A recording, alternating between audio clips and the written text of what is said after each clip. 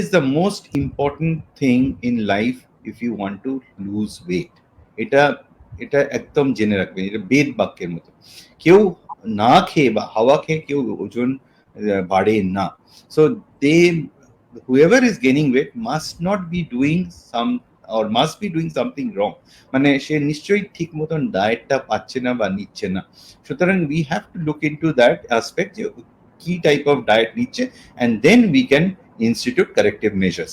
এই ডায়েটটা কি হতে হবে সেটা আমি সুজাতাকে বলবো যে একটু ডিটেইলে ডিসকাস করতে। ডায়েটের কনসেপ্ট ইজ চেঞ্জিং।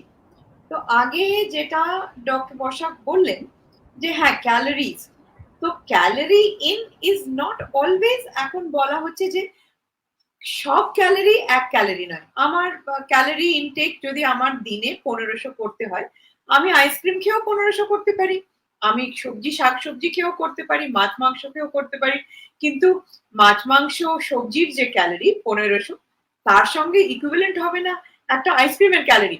তো এইটা ফার্স্ট আমাদের দেখতে হবে যে টাইপ অফ ফুড। কেন কি আমাদের এখন বলা হচ্ছে যে weight gain is probably hormonal, it is hormone mediated. সবাই যে বেশি মানে পুরো জেনারেশনকে জেনারেশন, ওই এত ওবেসিটি তো মানে 50 বছর আগেও ছিল না। এখন কেন আমাদের এত ওবেসিটি, সব বাচ্চা ওবিস, ইয়াং অ্যাডাল্টস ওবিস। তো এটা তো আর মানে সবাই যে হঠাৎ করে বেশি খেতে আরম্ভ করেছে সেরকম তো নয়, কিন্তু কিছু একটা আমাদের ডায়েটে কিছু একটা চেঞ্জ হয়েছে, যেটা পুরো একটা ফ্রম 90s 2000 এইখান থেকে আমাদের ওয়েট গেইনটা, ওবেসিটির এপিডেমিক বাড়তে আরম্ভ করেছে। তো এইটা এখন এখন নতুন যে বলা হচ্ছে যে ইট ইজ নট যে আমি কিছু একটা ভুল করছি, আমারই দোষ, আমি বেশি খাচ্ছি, আমি কম নড়ছি, এটা ঠিক এইভাবে দেখলে হবে না। এইটা কিছু কিছু হরমোনস দিয়ে মিডিয়েটেড। যেমন এখন বলছে যে আমি কোনো একটা খাবার খেলে আমার বডিতে ইনসুলিন নামক একটা হরমোন বাড়াবে।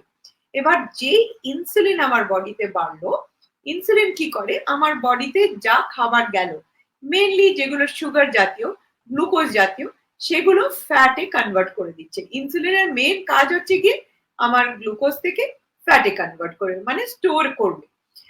এবার আমি যদি যতবার খাবো ততবার ইনসুলিন বাড়বে। এবার যদি আমি ঘন ঘন খেতে থাকি, আমি প্রত্যেক 1 ঘন্টায় এখন একটু একটু খেলাম সিঙ্গারা, তারপরে একটু মুড়ি খেলাম, তারপরে আমি খেলাম একটু চা বিস্কিট খেলাম, এগুলো যা আমি খাচ্ছি সবেতে আমাদের ইনসুলিন একটা রেসপন্স দিচ্ছে, সবেতেই বডি একটু একটু একটু করে ফ্যাট জমছে। এবার আমাকে তো ইনসুলিনটা একটু বডিতে কমাতে দিতে হবে, যাতে আমার উল্টো দিকে যায়, ফ্যাট টু আবার এনার্জিতে ফর্ম হয়। তো আমার যখনই ফ্যাট হলো তখনই ওটা ডিপোজিট হতে থাকলো, পেটে হলো, শরীরে হলো। তো আমার একটু একটা জায়গায় দিতে হবে যে ইনসুলিনটা একটু কমবে, যাতে আমার ফ্যাট টু সুগার হতে পারে। তো এইটা ইনসুলিনটা কি করে কমানো যাবে? আমি যদি 24 ঘন্টা সবসময় খেতে থাকি তাহলে ডেফিনেটলি কমানো যাবে না। তো আমাদের একটা গ্যাপ দিতে হয়। আগেকার দিনে কি হতো, আমরা একটু তাড়াতাড়ি খেয়ে নিতাম, এই 8:30 9টার মধ্যে খেয়ে নিতাম, আবার সকালবেলায় ব্রেকফাস্ট খেতাম অ্যারাউন্ড 9টা 9:30টায়। তো একটা 12-14 ঘন্টার একটা গ্যাপ নর্মালি হয়ে যেত। এখন কি হচ্ছে, আমরা খাচ্ছি তো ঠিক আছে 9টা 9:30টায়, তারপরে টিভি দেখতে দেখতে একটু আইসক্রিম খেলাম, তারপরে একটু চানাচুর খেলাম, তারপরে এই করতে করতে যতক্ষণ না ঘুমোচ্ছি ততক্ষণ মুখ চলছে, আবার সকালবেলা ঘুম থেকে উঠে বিস্কিট খেলাম। তো আমাদের না টাইম দিচ্ছে না যে ইনসুলিনটা একটু কম হয়ে যাতে একটু উল্টো দিকে যায়, মানে from the fat to the sugar. তো ফ্যাট কমানোর জায়গাটা কমে গেছে।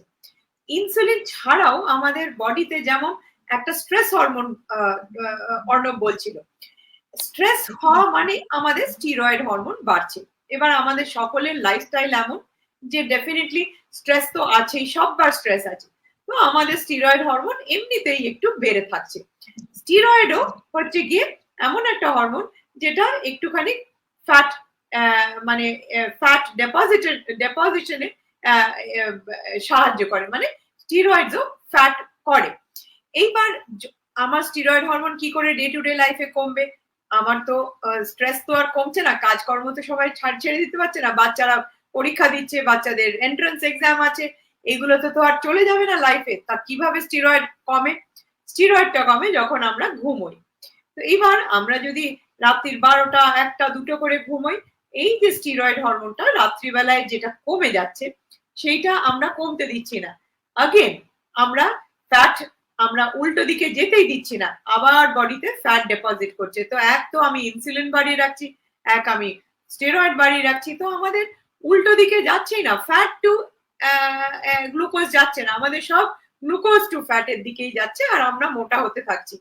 তো আমাদের এই দুটো জিনিস তো করতেই হয়, যে আমাদের একটু গ্যাপ বাড়াতে হবে, আমাদের প্রপার ঘুম লাগাতে হবে।